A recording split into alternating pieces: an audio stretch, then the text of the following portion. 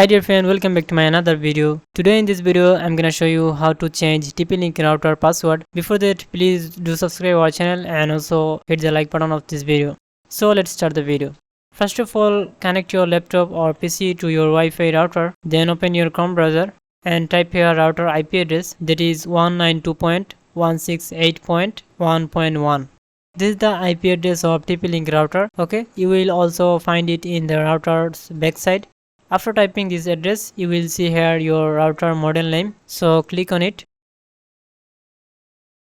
Then you have to type here your router's username and password. If you not change it, then this username and password should be admin. Okay, so type here admin, then click on login. After that, here click on wireless option, then click on wireless security option, and now here you can see wireless password option. Click on it and cut this old password, then type here your new password. Okay,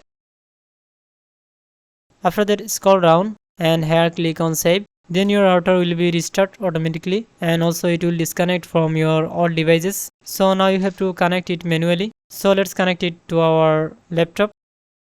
Type password and click on next.